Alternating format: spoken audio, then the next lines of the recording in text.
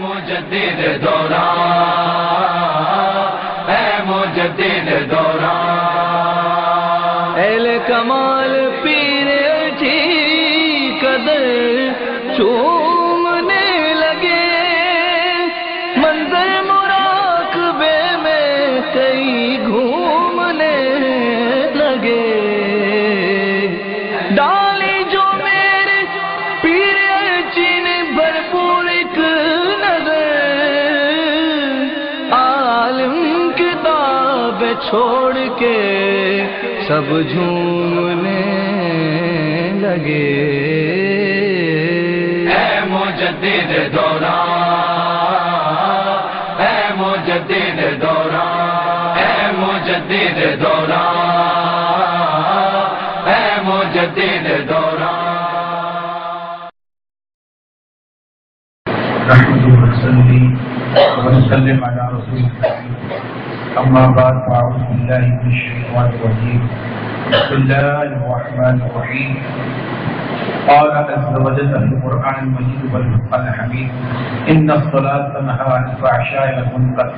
صدق الله مولانا العظيم. إن الله وملائكته يصلون على النبي يا أيها الذين آمنوا صلوا عليه وسلموا تسليما.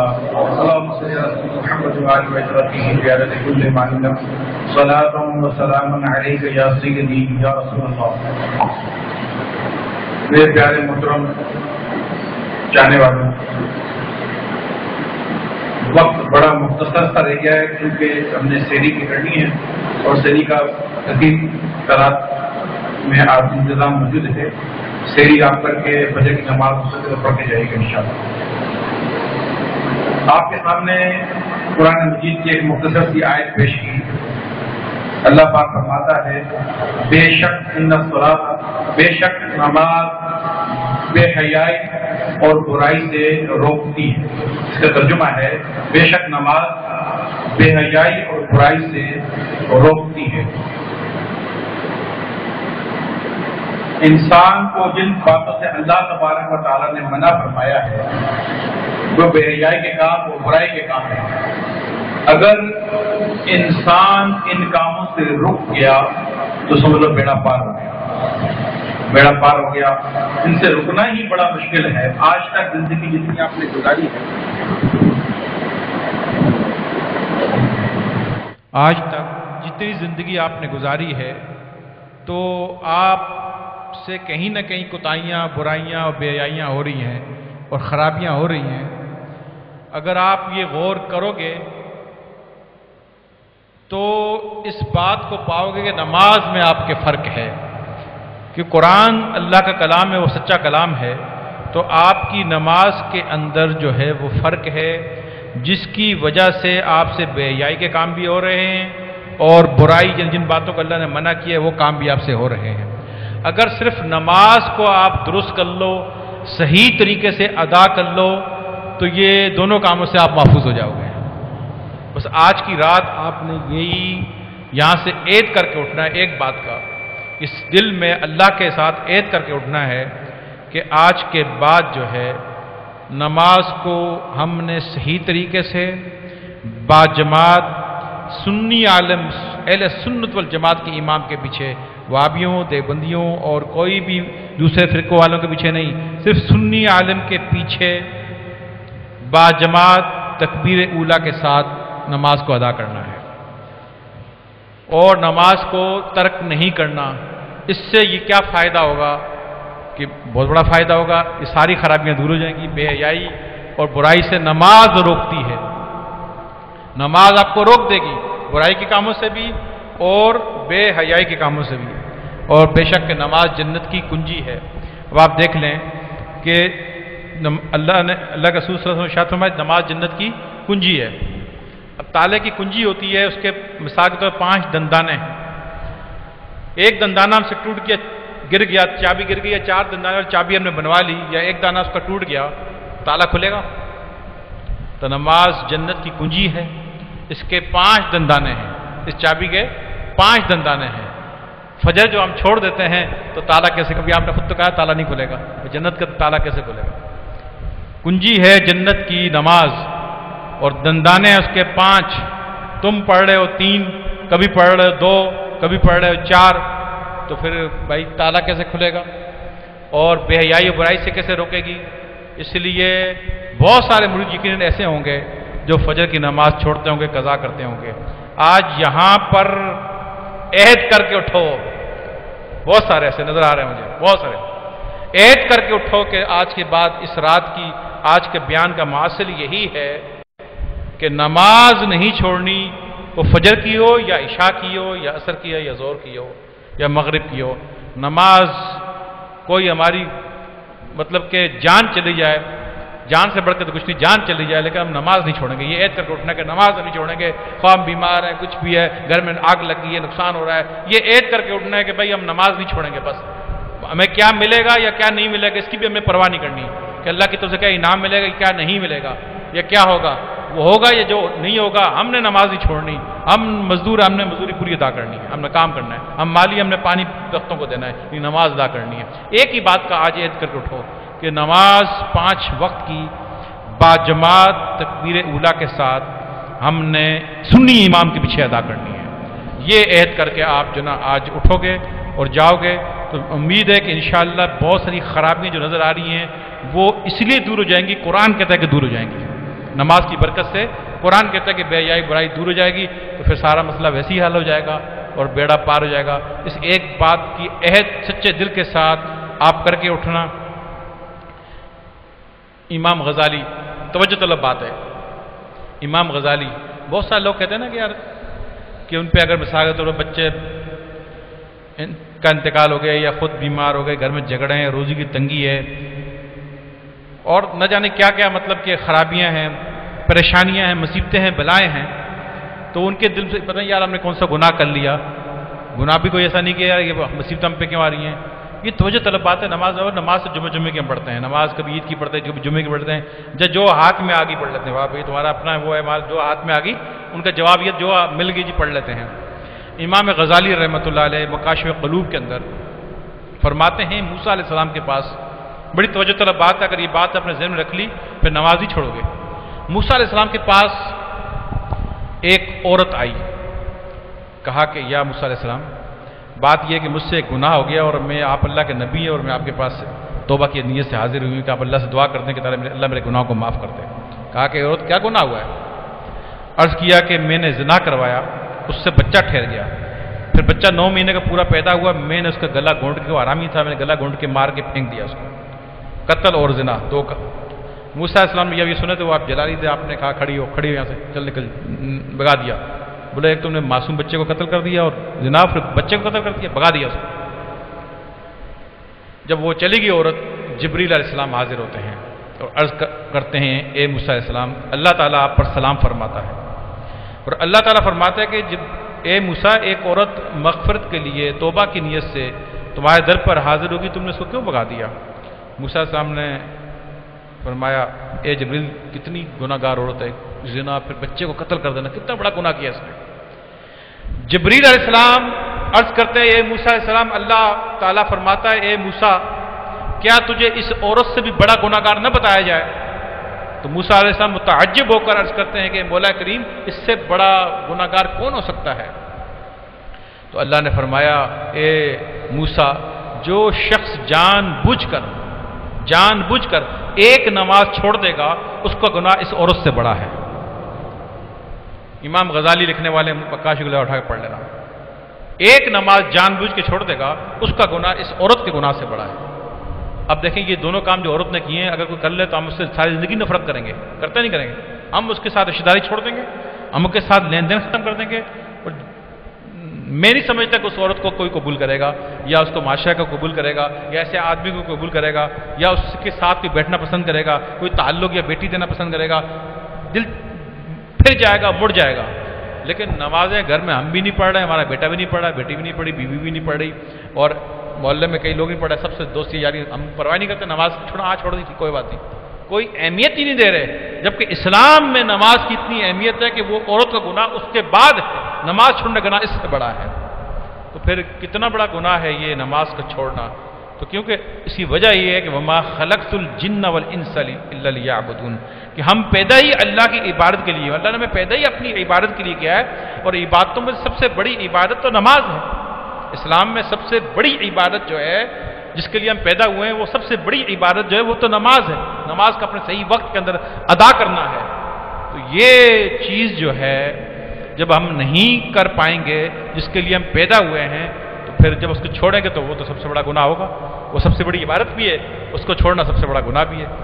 تو لہٰذا آج یہ عہد کر کے اٹھیں کہ ہم نے جو ہے نماز کو نہیں چھوڑنا، قطعاً کسی صورت میں نمازوں کو درست کر لو، سارے کام صحیح ہو جائیں گے، دنیا بھی صحیح ہو جائے گی، موت بھی صحیح ہوگی، قبر بھی صحیح ہوگی، حشر بھی صحیح، سب صحیح ہو جائے گا، سب کچھ صحیح ہو جائے گا۔ یہ نماز آپ کے موت کے وقت بھی کام آئے گی، دنیا میں بھی کام آئے گی، قبر کے اندر بھی کام آئے گی، محشر میں بھی کام آئے گی، ہر جگہ کام آئے گی کہ قیامت کے دن نمازوں کو دیکھا جائے گا۔ اللہ فرمائے گا یہ فرشتوں، یہ آدمی میرا بندہ آیا ہے، اس کی ذرا نمازیں دیکھو، حساب کتاب شروع کر، نماز روز محشر کی جان گداز بود، اول پرسش نماز بود۔ فرشتے عرض کریں گے مولا اس کی نمازیں مکمل ہیں، پوری ہیں۔ اللہ فرمائے گا بس پھر پوری ہیں تو آگے حساب لینے کی ضرورت نہیں، اس کو سیدھے جنت کا راستہ، سیدھے جنت کی طرف، اس کو جنت میں لے جاؤ، بس آگے حساب کرنے کی ضرورت نہیں ہے، بہت گناہ کیے ہیں اس نے، غلطیاں بھی ہوں گی، نماز پوری پڑھی ہے، مکمل پڑھی ہے، بس کو جنت میں لے جاؤ، آگے حساب نہ کرو۔ جب نماز نہیں پڑھی ہوگی بس رجسٹر کھل جائیں گے، پھر ایک ایک بات کا حساب، ایک ایک چیز کا حساب۔ تو نماز پڑھ کے اپنا بیڑا پاک کرا لو، جنت کا ٹکٹ لے لو، جنت کی چابی آپ کے ہاتھ میں ہے، چابی ہاتھ میں، تالا خود ہی کھلے گا۔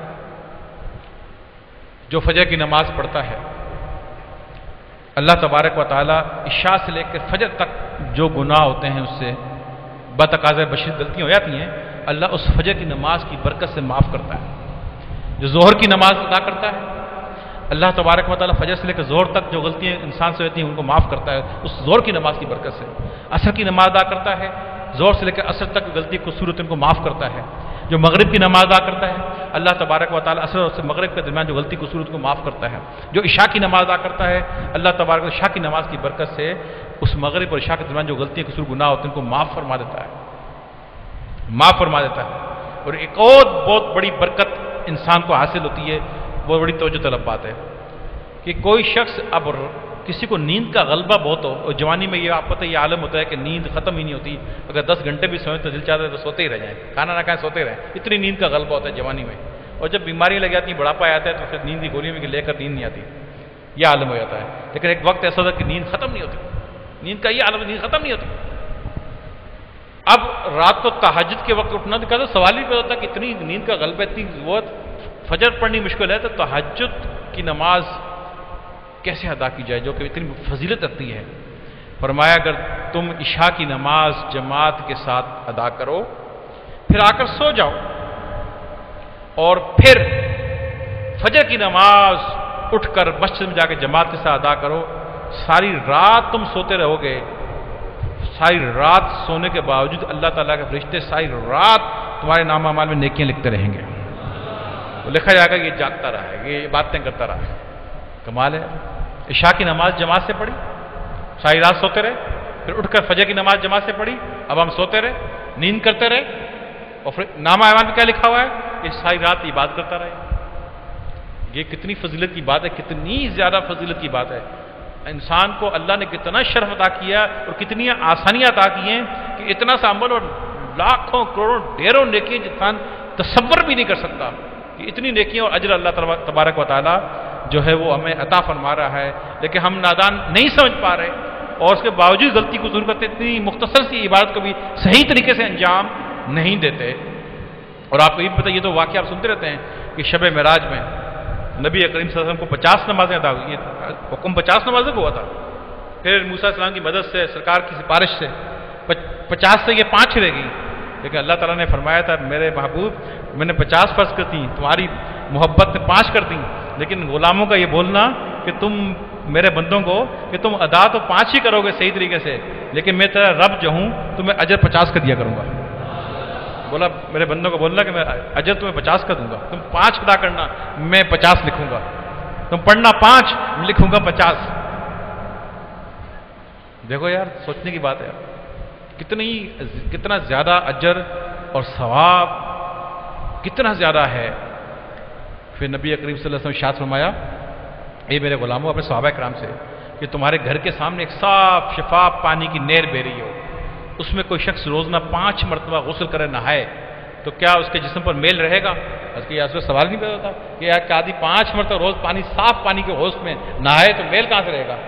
فرمایا جس طریقے سے اس شخص کے جسم پر میل باقی نہیں رہے گا تو میرا کوئی غلام امتی 5 وقت کی نماز ادا کرے اس کے جسم پر باطن پر کوئی گناہوں کا میل باقی نہیں رہے گا. جس طرح اس 5 وقت کے نہانے والے پر میل باقی نہیں رہے گا اس طرح 5 وقت کی نماز پڑھنے والے پر گناہ کوئی باقی نہیں رہے گا. تو جس طرح چہرے کو دھونے کے لیے صابن چاہیے، چہرے کو دھونے کے لیے صابن کی ضرورت ہوتی ہے اور کپڑے کو دھونے کے لیے سرف کی ضرورت ہوتی ہے، اسی طریقے سے اگر اندر باطن گناہ ہو جائے تو اس کو دھونے کے لیے یہ نماز اللہ نے رکھی ہے تاکہ ہم نماز پڑھ کے اس کو دھو ڈالیں. تو گندے کپڑے ہم کب دیکھو کتنے صاف کپڑے پہن کے آئے، گندے کپڑے کب پہنتے ہیں لیکن گندے تو ہو جاتے ہیں. ہم تو نہیں چاہتے ہمارے کپڑے گندے ہوں لیکن ہو جاتے ہیں نا، ہوتے ہیں پھر تو دھوتے ہیں، پھینک تو نہیں دیتے، دھوتے ہیں پھر دھو کے صاف ہو جاتے ہیں پھر پہن لیتے ہیں.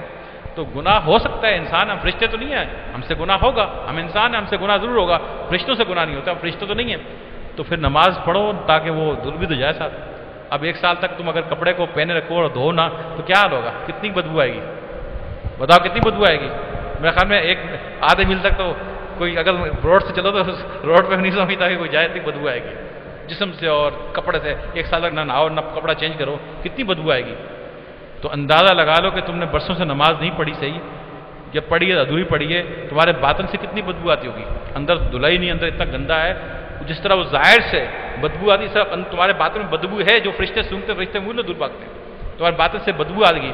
اور چونکہ قیامت کے دن تمہارا باطن ظاہر ہو جائے گا، تمہارا اندر سب ظاہر ہو جائے گا تو فرشتے بھی ناک پکڑ کے بھاگیں گے بولے کتنا بدبو دار یہ عالم ہے. ابھی تو ظاہری میل اس لیے دور کرتے ہیں کہ انسان دور بھاگتے ہیں. اگر میل ہوتی ہے بدبو ہوتی ہے تو انسان دور بھاگیں گے. ان سے بچنے کے لیے اور ان کو دکھانے کے لیے ہم ایسا کرتے ہیں. باطن کو نہیں دھوتے جس کو اللہ دیکھ رہا ہے، جس پہ اللہ کی نظر ہے. تو اپنے باطن کو دھونے کے لیے اللہ تبارک و تعالیٰ اس کا صرف اور صابن نماز کو بنایا ہے. آپ نماز صحیح کر لیں، نماز کو صحیح طریقے سے ادا کر لیں، اپنے وقت کے اندر تکبیر اولیٰ کے ساتھ صحیح طریقے سے ادا کر لیں تو پھر سمجھ لو کہ قرآن کا فیصلہ ہے نا کہ بے حیائی برائی سے نماز روک دے گی. آپ کو صحیح نماز روک دے گی. نماز کا سبق نہیں آتا، جب دوسرے سارے کام کر سکتے ہو تو مولوی صاحب سے 500 روپے 1000 روپے دے کے فری میں مدرسے لگے ہوئے ہیں. 1 گھنٹہ بیٹھ جایا کرو، پڑھ لیا کرو سبق. قرآن نہیں پڑھا تو کم از کم اتنا پڑھ لو کہ سورہ فاتحہ آ جائے اور قل اللہ شریف آ جائے، اتنا بھی بہت ہے. نماز کے ضروری مسائل سیکھ لو، نماز کا سبق صحیح سیکھ کر لو. اگر کسی کو نہیں آتا وضو کرنے کا طریقہ صحیح سیکھ لو، غسل کرنے کا طریقہ صحیح سیکھ لو، پاکی اور نماز کو صحیح کر لو بھائی، اور اس کو پھر صحیح طریقے سے ادا کرو، صحیح سنی امام کے پیچھے ادا کرو. ایک روز امیر المومنین حضرت عمر فاروق رضی اللہ تعالیٰ عنہ فجر کی نماز ادا فرما رہے تھے. جب سلام پھیرا تو پیچھے مڑ کے دیکھا تو ایک اپنے صحابی کو نہیں پایا، ایک ساتھی کو نہیں پایا. فرمایا کہ وہ ساتھی آج نماز میں حاضر نہیں ہوئے. صحابہ اکرام نے عرض کیا کہ امیر المومنین وہ رات بھر اللہ کی عبادت کرتے ہیں، یقیناً لگتا ہے ایسا کہ آج وہ گھر میں فجر پڑھ کے سو گئے. انہوں نے فرمایا کہ ساری رات وہ سوتا رہتا، عبادت نہ کرتا، ساری رات وہ سوتا رہتا. اس وقت میرے پیچھے آ کر جماعت سے نماز پڑھتا تو یہ اس کے لیے زیادہ بہتر ہوتا، کہ زیادہ بہتر ہوتا ہے. ساری رات سوتا لیکن فجر میں آ کے جماعت سے میرے پیچھے نماز پڑھتا تو اس عبادت سے یہ زیادہ بہتر ہوتا. یہ تربیت فرما رہے ہیں ہماری کہ اپنے قبلے کو درست کرو، اپنے خیالات کو درست کرو، اپنے معاملات کو درست کرو. بہت سے لوگ تسبیح ساری رات دعاتے ہیں، 1 2 3 بجے سوتے ہیں، کوئی فجر نکل جاتی، کبھی فجر کے وقت پڑھے اور اپنا سو گئے، مسجد میں گئے نہیں. تو اس لیے مساجد کے اندر جاؤ، امام کے پیچھے نماز پڑھو. اور راتوں کو محفلوں میں جاگنا اچھی بات ہے، اللہ کا ذکر میں وقت گزارنا اچھی بات ہے، مگر اس صورت میں کہ فجر کی نماز قضا نہ ہو. اب آج مثال کے طور پر آج رات ہم جاگیں، شب برات ہے، ابھی برکتوں والی رات ہے، الحمدللہ ہم نے اللہ کے ذکر میں گزاری ہے اور مزہ آ رہا ہے. اور اس کے آخری مراحل 1 گھنٹہ ہمارے پاس ہے، 4:05 پر جو ہے سحری کا آخری انتہائی سحر کا ٹائم ہے. تو اب ہمارے 1 گھنٹہ ہے آخری، تو ہم نے گزاری. اب پتہ کہ شیطان کیا کرے گا؟ اب شیطان یہ کرے گا کہ یار کوشش تو بہت کی کہ یہ اپنے مرشد کے پاس جا نہ سکیں، اس محفل میں حاضر نہ ہو سکیں، یہ سو ہی جائیں۔ لیکن آج بار کامیابی نہیں پہنچ گیا، مرشد پہ حاضری بھی دے دی اور ذکر میں بھی بیٹھ گیا ہے، اور حدیث کے مطابق اس کی بخشش و مغفرت ہو گئی، کیونکہ ایسی محفلوں میں بیٹھنے والے کی بخشش و مغفرت ہو جاتی ہے۔ اور آج کی رات تو ویسے ہی ولی کے پاس، اگر کوئی شخص ولی کے پاس بیٹھنے والے کی مغفرت تو ویسے ہی ہو جاتی ہے، ویسے ہی دل کے صاف معاملہ پچھلا صاف ہو گیا، پچھلا ریکارڈ ہی سارا صاف ہو گیا، پچھلا ریکارڈ ہی سارا صاف ہو گیا بھائی، بیڑا پار ہو گیا۔ اور اگر جس کا ریکارڈ صاف ہوا، دیکھ اگر جسم میں سکون ٹھنڈک محسوس کر رہے ہیں اور کندھے ہلکے ہوئے ہیں، سمجھو ریکارڈ صاف ہو گیا، کیونکہ وزن تھا، وزن ہٹ گیا، یعنی گناہ کا وزن تھا وہ ہٹ گیا، تو سمجھو ریکارڈ صاف ہو گیا۔ اب شیطان نے دیکھا یار میں نے تو اتنی محنت کی ہے، اتنی کوشش کی ہے، اتنے سے گناہ کروائے ہیں، اور یہ اس نے آ کے اپنا ریکارڈ ہی صاف کرا لیا، اب کیا کروں؟ اب وہ اس سوچ بچار میں ہوگا، پتہ ہے اب کیا کام کرائے گا؟ اب یہ کہے گا یار ابھی بھی ایک چانس ہے، اب میں کوشش یہ کرتا ہوں کہ فجر کی نماز نکلوا دیتا ہوں سر، فجر کی نماز جو ابھی آنے والی ہے یہ اس سے نکلوا دیتا ہوں، کیونکہ ساری رات کوئی جاگتا رہے اور پھر فجر کی نماز چھوڑ دے تو فجر کی نماز کا پڑھنا فرض تھا اور رات کو جاگنا نفل تھا، یہ تو نفل ادا کر رہے ہیں، یہ فرض تو واجب تو نہیں، اگر کم سو بھی جاتے گناہ گار نہیں ہوتے، اگر جاگ رہے ہیں تو یہ ایکسٹرا کہتے ہیں ایکسٹرا اللہ تعالیٰ کو راضی کر رہے ہیں، لیکن اگر ہم سو جاتے تو اللہ ناراض نہیں ہوتا، لیکن فجر کی نماز چھوڑنے سے تو اللہ ناراض ہو جائے گا۔ اب لہٰذا وہ کہے گا کہ نفل کا درجہ تو چوتھا ہے، پہلا فرض، دوسرا واجب، تیسرا سنت، چوتھا نفل۔ کہا کہ ساری رات جاگ کے نفلی اس نے عبادت کی اور اللہ کو یاد کیا، اب اس سے میں فجر کی نماز نکلوا دوں گا۔ اب ہوگا یہ کہ کوئی شخص ساری رات اس طرح جاگے اور عبادت اور فجر نہ پڑھے تو ساری رات کا جاگنا فضول اور اس کا نام ہے کچھ نہیں لکھا جائے گا، سب ضائع ہو جائے گا، جو کچھ کیا ہے وہ ضائع ہو جائے گا۔ لہذا ابھی ایک چانس شیطان کے پاس موجود ہے، آج کی رات کے عبادت اور بڑی برکتوں والی قدر والی بڑی رات جو ہے اس کے اندر جاگ کے آ کے بیٹھ کے ذکر ہو گیا، عشاء پڑھ لی، نفلیں پڑھ لی، ذکر اذکار ہو گیا، مرشد ملاقات ہو گئی، کچھ اللہ کے راہ میں پیسے خرچ ہو گئے، بہت کچھ ہو گیا اور بیڑا پار ہو گیا سمجھ لو۔ اب ایک چانس شیطان ہے اور پورا زور لگائے گا، اور یقیناً اس میں اگر 10-15 بھی اس کے قابو میں آ گئے تو وہ کہتا ہے چلو جتنے بھی آ گئے کچھ تو ہوا، جتنے آگے کچھ تو میں نے کچھ کا کام تو خراب کیا، وہ سب پہ زور لگائے گا، لیکن جتنے قابو میں آ گئے کہتے ہیں جال مچھیرا پھینکتے ہیں ساری مچھلیاں آ جائیں، ساری تو نہیں آتی 10-20 آ ہی جاتی ہیں، تو لہٰذا وہ جال پھینکے گا بھی، جب ٹائم ہونے والا ہے جال پھینکے گا، کھانا کھاتے بولے گا ابھی گھر میں نماز پڑھ لیں گے، محلے والی مسجد میں نماز پڑھ لیں گے، یہاں پڑھ لیں گے وہاں پڑھ لیں گے، یہ کر کے اسی وقت آپ سے نماز قضا کروائے گا اور یہ سب کچھ جو حاصل ہوا تھا وہ ضائع ہو جائے گا۔ لہذا فجر کی نماز پڑھ کے چیک آپ کے ہاتھ میں آ گیا ہے، چیک بن کر آپ کے ہاتھ میں آ گیا ہے، لیکن کیش تو نہیں ہوا نا، کیش اگر باؤنس ہو گیا تو کوئی کاغذ کا کوئی فائدہ ہے، جب کیش جیب میں آ جائے گا تو کام ہو جائے گا۔ تو لہٰذا بات اتنی سی ہے کہ چیک ہاتھ میں ہے، فجر کی نماز پڑھ کے اس کو کیش کروا لو، چیک ہاتھ میں ہے، فجر کی نماز پڑھنا یہ ہو جائے گا کیش، کیش ہو گیا تو بس کام ہو گیا۔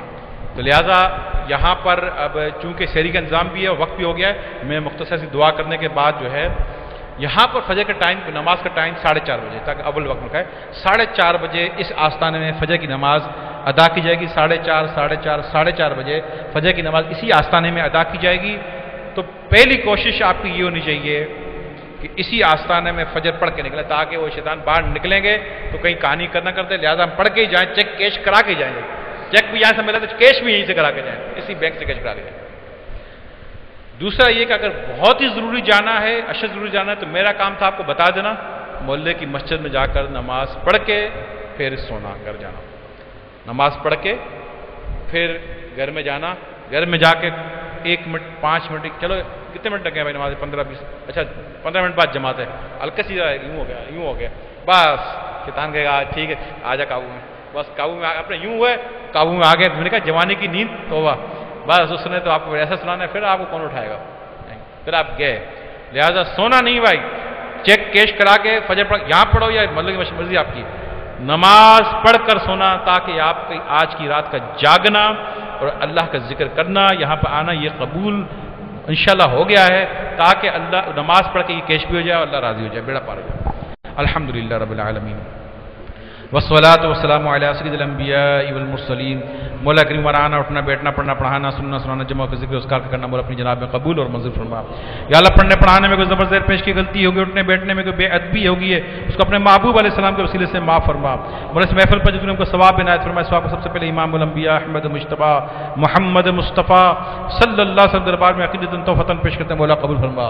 یا اللہ آپ علیہ السلام کے توسل سے تمام انبیاء والمرسلین، تمام صحابہ کرام رضوان اللہ تعالی علیہم اجمعین، تمام تابعین تبع تابعین، جملہ اولیاء کرام بزرگان دین، کل مومنین کل مومنات کل مسلمین کل مسلمات کا اس کا سال ثواب کرتے ہیں، مولا قبول فرما۔ خصوصاً یا اللہ سلسلہ نقشبندی چشتیہ قادریہ سرورتی قلندریہ ویسیہ کے تمام اولیاء کرام جنہوں سے پردہ فرما مجھے سب کو اس سال ثواب کرتے ہیں، اللہ قبول فرما۔ یا اللہ حضرت علی کرم اللہ وجہ کے جتنے بابا جنہوں سے پردہ فرما موجود سب کو اس سال ثواب کرتے ہیں، قبول فرما۔ اور حاضرین مجلس میں جن لوگوں کے ابا و اجداد ماں باپ بہن بھائی دوست زیر و قارب انتقال کر گئے ہیں ان کو بھی خصوصی سال ثواب کرتے ہیں، اللہ قبول فرما۔ اللہ خصوص بالخصوص برشدنا اخوند سیف الرحمان پیری ارچی امام خراسانی رحمۃ اللہ کے سال ثواب کرتے ہیں، اللہ قبول فرما۔ یا اللہ اپنے محبوب اولیاء کرام کے وسیلے سے ہم سب کے صغیرہ کبیرہ گناہوں کو معاف فرما، مولا آئندہ گناہوں سے بچنے کی توفیق عطا فرما۔ یا اللہ ہمیں 5 وقتہ نماز خوشی و خضوع کے ساتھ با جماعت ادا کرنے کی توفیق عطا فرما۔ یا اللہ سستی اور قائلی کے عادت کو دور فرما، مولا ہم سے وہ کام لے جن سے تو راضی ہوتا ہے، ان کاموں سے محفوظ کر دے جن سے تو ناراض ہوتا ہے۔ یا اللہ اپنی ذات کی عشق اور محبت نصیب فرما، صفات کی پہچان نصیب فرما، وہ فضل و کرم احسان جو تو نے اپنے محبوب اولیاء کرام پر فرمایا تھا اس ایک کرم کی نگاہ ہم سب گناہگاروں پر فرما۔ یا اللہ دو جہاں میں ہم سب کا بیڑا تو پار فرما۔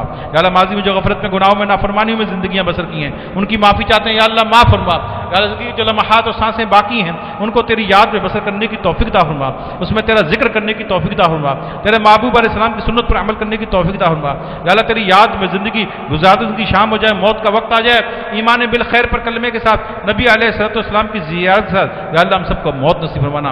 یا اللہ قبر کے عذاب سے محفوظ فرمانا۔ یا اللہ ہم سب کی قبروں کو جنت کے باغوں میں سے ایک باغ بنانا، کل روز قیامت اپنے عرش کے سائے تیرا جگہ نصیب فرمانا، نبی علیہ السلام کی شفاعت نصیب فرمانا، جنت فردوس نبی پاک علیہ السلام کا پڑوس عطا فرمانا۔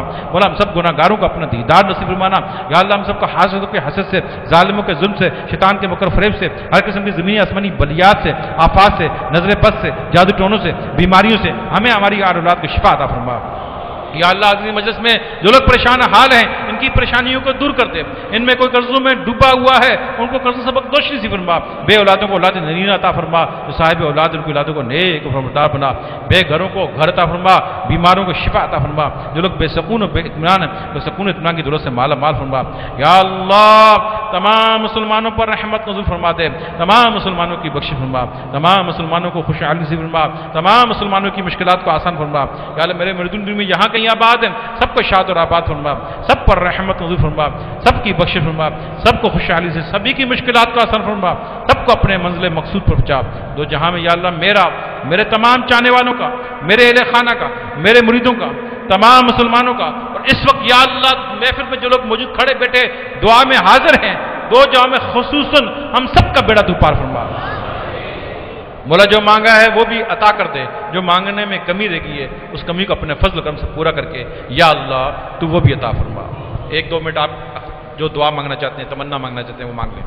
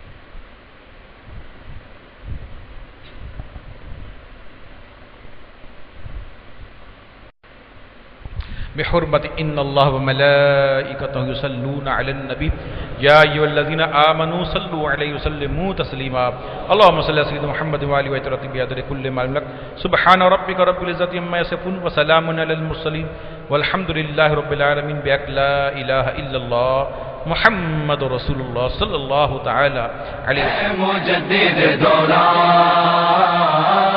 اے مجدد دوران، اہل کمال پیر جی قدر چومنے لگے، منظر مراقبے میں کئی گھومنے لگے.